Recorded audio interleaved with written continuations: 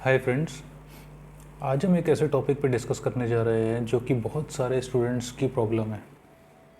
बहुत सारे स्टूडेंट्स ऐसा समझते हैं कि कॉम्पिटिटिव एग्ज़ाम्स बहुत ही मुश्किल है।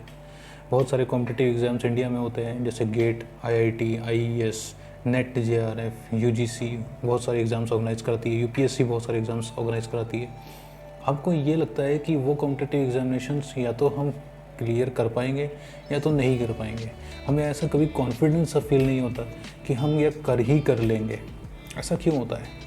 बिकॉज हमको हमारे मन में पहले से ही बहुत सारे प्री डिफाइंड प्रॉब्लम्स होती हैं, जैसे कि बहुत सारे स्टूडेंट्स उसमें बैठ रहे हैं, बहुत टफ एग्जामिनेशन आता है, बहुत क्वेश्चन सारे होते हैं, बहुत सारा टाइम कंज्यूमिंग होता है, 1 साल का ड्रॉप लेना पड़ सकता है, बहुत सारे डाउट्स आते हैं। तो क्यों ना हम थोड़ा सा एनालिसिस कर लिया जाए कि हम कैसे उस एग्ज़ाम की अप्रोच करें कि हमारा वो श्योर शॉट क्लियर हो जाए। तो आइए कुछ पॉइंट्स हम डिस्कस करते हैं जिससे कि हमको ये क्लैरिटी मिले कि कोई भी कॉम्पिटिटिव एग्ज़ाम हम अप्रोच कैसे करें और उसको क्लियर कैसे करें। तो सबसे इम्पोर्टेंट चीज़ जो होती है वो होता है सिलेबस। हम कोचिंग इंस्टीट्यूट्स में जाते हैं, हम महंगी महंगी बुक्स खरीदते हैं, बहुत सारे फ्रेंड्स से डिस्कस करते हैं, बहुत डिमोटिवेट हो जाते हैं, पर हम सबसे इम्पोर्टेंट चीज़ भूल जाते हैं कि उस एग्ज़ाम का सिलेबस क्या है। सिलेबस एक डोमेन होता है। मैं आपको बताना चाहता हूँ कि डोमेन क्या होता है, सिलेबस का एनालिसिस कैसे किया जाता है, सिलेबस कितना होता है और हम पढ़ते कितना है, उसका कितना रेशियो होना चाहिए। ज़्यादातर कोचिंग इंस्टीट्यूट्स क्या करते हैं, आपको बहुत सारी किताबें पढ़ाते हैं, बहुत सारे बुक्स पढ़ाते हैं, बहुत सारा ऐसा नॉलेज आपके अंदर डाल देते हैं जो कि एग्ज़ाम से रिलेवेंट ही नहीं होता है। तो हमें ये चीज़ ध्यान रखनी है कि क्या पढ़ना है और क्या नहीं पढ़ना है। Suppose this is what I will call as unidirectional study approach, और ये कहते हैं हम डायरेक्शनलेस स्टडी। इतना सारा स्टडी तो हमारा डायरेक्शनलेस चला जाता है। क्यों चला जाता है? क्योंकि हमको पता ही नहीं रहता है कॉम्पिटिटिव एग्ज़ाम में क्या पूछा जाएगा। अच्छा, एक सवाल पूछता हूँ मैं आपसे। जब आप ग्रेजुएशन कर रहे होते हो तो आप बहुत सारे एग्ज़ाम्स क्लियर करते हो, बहुत सारे एग्ज़ाम्स क्लियर करते हो और बहुत सारे सब्जेक्ट्स का एग्ज़ाम क्लियर करते हो। तब तो आपको कभी भी ऐसा नहीं लगता कि आप बहुत कम पढ़ रहे हो या बहुत ज़्यादा बुक्स पढ़ रहे हो, या ऐसा कुछ नहीं लगता। कोई भी चैलेंजेस नहीं फेस होते। तो फिर एक कॉम्पिटिटिव एग्ज़ाम की प्रिपरेशन करने के लिए आपको इतना ज़्यादा प्रॉब्लम क्यों आता है? जस्ट बिकॉज हमको ऐसा लगता है कि इसमें बहुत कुछ ऐसा पूछा जाएगा जो हमें नहीं आता है। ऐसा नहीं होना चाहिए ना। अब सिलेबस का एनालिसिस कैसे किया जाए? सिलेबस का एनालिसिस करने के लिए सबसे पहले तो आप प्रीवियस ईयर्स के क्वेश्चन पेपर को बिल्कुल मत टच करें। दूसरी चीज़, सिर्फ सिलेबस उठाओ, सिर्फ सिलेबस उठाओ, टॉपिक बाय टॉपिक जाओ, टॉपिक बाय टॉपिक समझो कि टॉपिक में क्या पूछा जा रहा है।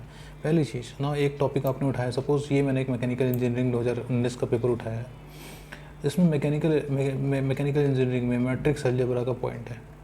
तो हम पहले नहीं चले जाएंगे कि प्रीवियस ईयर्स में कितने क्वेश्चंस पूछे गए हैं इसके, या हम इसको पूरा अप टॉप टू बॉटम इसको रट्टा मार डालेंगे कि ये टॉपिक में क्या है, ये इसमें क्या क्वेश्चन पूछे जाते हैं। ऐसा कुछ नहीं करना है। सबसे what is important, what is the topic all about, ये है क्या, इसका बेसिक क्या है, इसका बेसिक समझना है पहले। मैट्रिक्स अलजेब्रा किसे कहते हैं, बस इतना जान लो। इससे रिलेटेड क्या क्वेश्चंस पूछे जाएंगे, क्या होगा, वो सब बात की बात है। पहली चीज़ ये है क्या, टॉपिक क्या है। Suppose I am going to give any examination that is not at all relevant to my domain. Suppose मैं कोई और या एलएलबी या एलएलएम या कोई भी उसका सब्जेक्ट का एग्ज़ाम देने जा रहा हूँ, तो क्या मेरे लिए इम्पॉसिबल है? इम्पॉसिबल नहीं है। जस्ट मुझे सिलेबस का एनालिसिस करना है, टॉपिक बाय टॉपिक स्टडी करना है, दैट इज़ इनफ। अब मैं आपको बताता हूँ कि टॉपिक बाय टॉपिक स्टडी कैसे किया जाता है। What is the topic all about.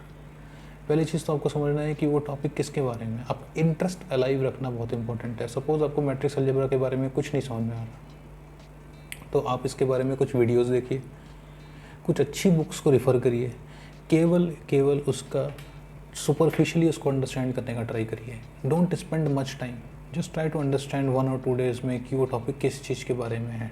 ये जब आपने प्रिपरेशन स्टार्ट करी है तब की बात कर रहा हूँ मैं। फिर उसके बाद आप 2-3 साल का पेपर उठाइए, बस उसमें लेवल ऑफ क्वेश्चंस जानने के लिए। वाई? बिकॉज हमको कभी कभी क्या होता है कि बहुत ज़्यादा पता रहता है कि ये जो एग्ज़ामिनेशन हम जिसकी प्रिपरेशन करने जा रहे हैं उसका लेवल उतना ज़्यादा नहीं है, उतना टफ नहीं है वो एग्ज़ामिनेशन जितना हम समझ रहे हैं। सपोज़ बहुत सारे एग्ज़ामिनेशन होते हैं जिसमें क्वेश्चंस ज़्यादा होते हैं, क्वेश्चंस का लेवल कम होता है, तो हमको वो चीज़ समझनी है। इसलिए जस्ट 2-3 साल का पेपर उठाए जस्ट टू अंडरस्टैंड किस लेवल का क्वेश्चन पूछा जा रहा है। बिगनर लेवल का क्वेश्चन पूछा जा रहा है, इंटरमीडिएट लेवल का क्वेश्चन पूछा जा रहा है कि एक्सपर्ट लेवल का क्वेश्चन पूछा जा रहा है। इन तीनों को एनालिसिस करने के बाद आप चौथे पॉइंट पे आइए। अब चौथा पॉइंट ये कहता है कि revisit the important topics. Revisit करने से पहले आप टॉपिक बाय टॉपिक जंप करिए। सपोज मैट्रिक्स अलजेब्रा है, मैट्रिक्स अलजेब्रा का सिस्टम और लीनियर इक्वेशन है। Just go what is the topic all about, keep the interest alive, 2 to 3 years of question level of question, बस इससे ज़्यादा कुछ नहीं करना है, इतना ही करना है आपको। इसके बाद आप हर टॉपिक को इवेल्युएट करिए। हाँ, ये डूज हो गए। अभी मैं बताता हूँ आपको don'ts, what you don't have to do for analysing the syllabus. This is the first point. मैं आपको फिर से एक बार रिपीट कर रहा हूँ। कोई भी सिलेबस, कोई भी examination, just pick the syllabus up, go first topics. What is the topic all about? Keep your interest alive by watching some videos or referring to some very good books. And third thing is 2 से 3 साल तक का paper ही सिर्फ उठाए, understand करें कि किस level का वो एग्जामिनेशन है, किस लेवल का क्वेश्चन पूछा जाता है उसमें से, उससे आगे पीछे कुछ नहीं करिए। ये अगर आपने 3 कर लिया तो आप सिलेबस एनालिसिस के डायरेक्शन में सही जा रहे हो। Now coming to the what are the don'ts. Don't try to master the topic. Matrix algebra में आपको रिसर्च पेपर पढ़ने की ज़रूरत नहीं है। अगर आपने मास्टरी करने का ट्राई कर लिया किसी टॉपिक पे तो आप अपना बहुत सारा टाइम वेस्ट कर दोगे। Solve all previous year papers at once. आप सारे प्रीवियस ईयर पेपर उठा लेते हो, एक के बाद एक सॉल्व करने लग जाते हो। देन उसके बाद क्या होता है कि आप डीमोटिवेट होने लग जाते हो। Why you get demotivated is, आपको सवाल हल नहीं होता, आपसे सॉल्व नहीं होता। जब आप सॉल्व नहीं कर पाते हो तो आपको लगता है वो आपको आता नहीं है, पर आपको लगता है कि आपको आता है, पर ऐसा होता नहीं है। तो द प्रॉब्लम इज़ कि हमको ऐसा लगता है कि हमको आ रहा है पर आता नहीं है, तो हम लोग सॉल्व करते चले जाते हैं। हमने 25 साल के पेपर सॉल्व कर लिए बट हम एक भी सवाल प्रॉपरली हमको कॉन्सेप्ट क्लियर नहीं हुआ। So never try to jump on solving all the previous years papers at once. Equal efforts for all topics. तीसरा पॉइंट बहुत इंपॉर्टेंट, इक्वल एफर्ट्स सारे टॉपिक पे मत दीजिए। When you are doing a syllabus analysis, अगर आपको लगता है कि आपको ये टॉपिक आपके पल्ले नहीं पड़ेगा, jump over it, skip it. कोई आपको 100% स्कोर नहीं करना है किसी भी कॉम्पिटिटिव एग्जामिनेशन में। आपको टॉप करने का टारगेट नहीं रखना है कि हमको टॉप करना है गेट में, IIT में, IES में। आपको सिर्फ कॉम्पिटिटिव एग्जामिनेशन क्लियर करना है। Okay, now coming to the fourth point is don't skip important topic. What is important topic? First of all you have to understand this thing. Important topic ऐसा होता है कि हर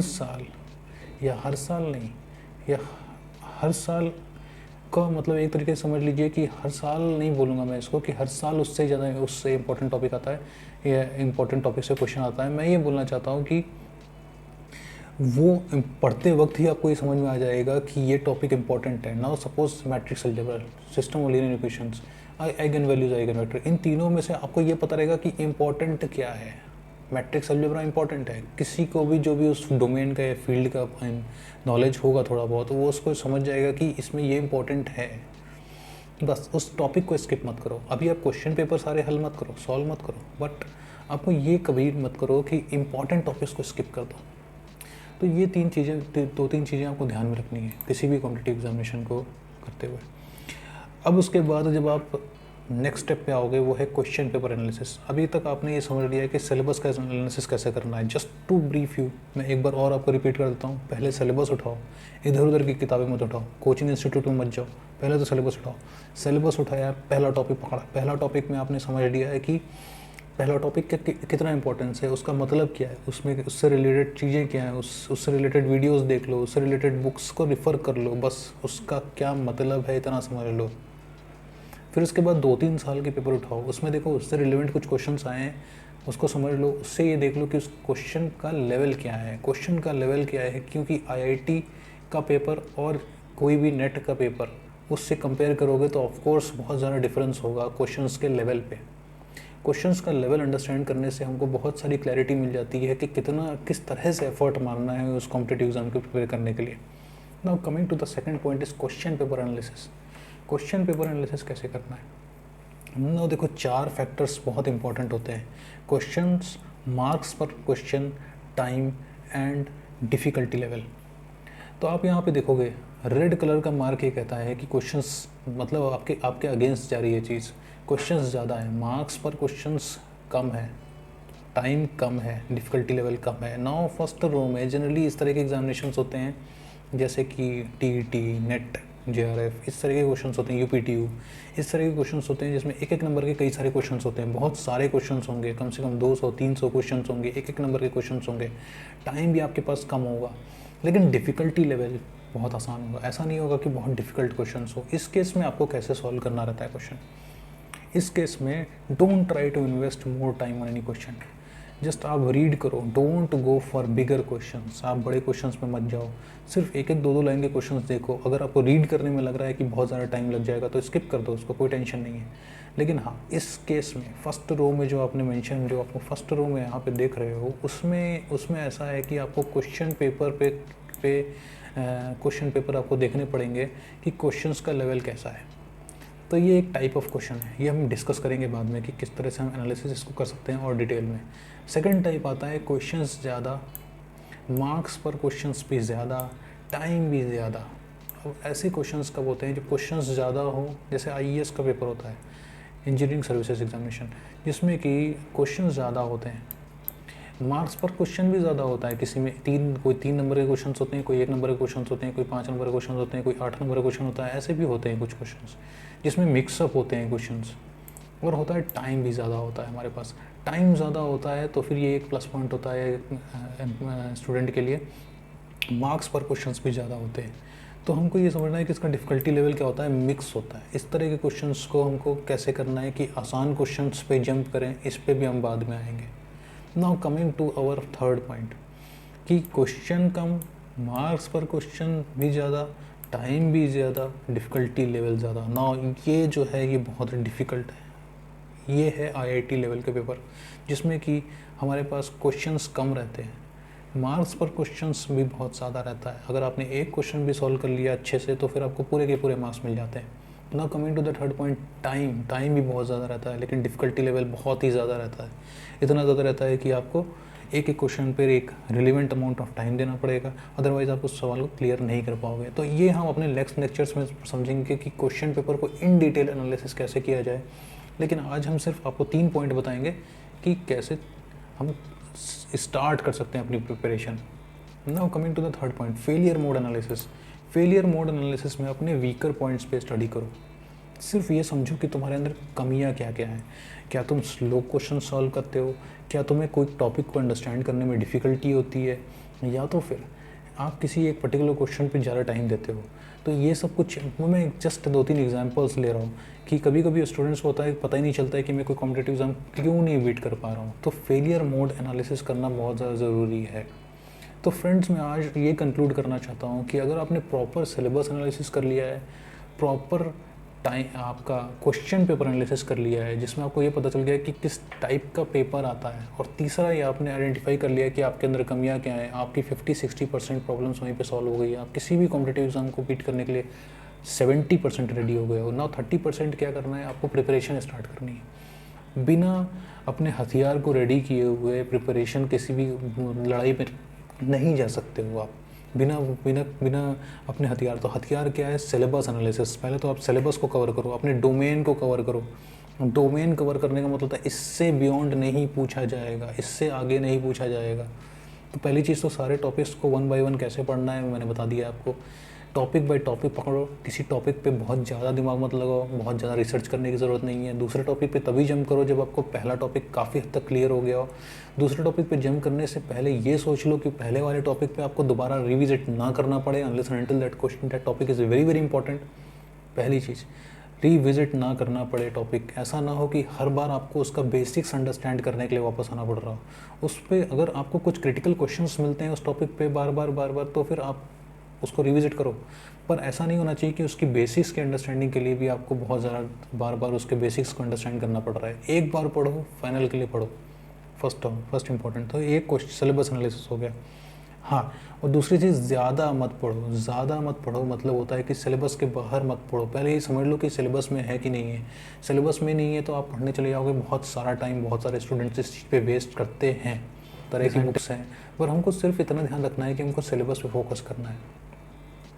second चीज़ आती है question paper analysis. Question paper analysis मैंने आपको already बता दिया है कि 3 तरह के क्वेश्चन पेपर होते हैं। या तो ज़्यादा क्वेश्चंस होंगे, या तो कम क्वेश्चंस होंगे, या तो कम क्वेश्चन विद हायर मार्क्स होंगे।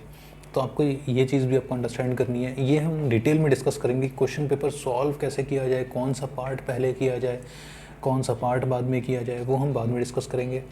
Third thing is very very important is, ये तो आप पैरेलली करते रहना चाहिए कि आइडेंटिफाई योर वीक पॉइंट्स। अपने वीक पॉइंट्स को अंडरस्टैंड करो। आप स्लो हो, आपकी अंडरस्टैंडिंग कम है, तो अगर आपको टाइम लग रहा है किसी भी क्वेश्चन को सॉल्व करने के लिए, this all things you have to keep in mind. Next thing is give time to improve and then you are done. Thank you.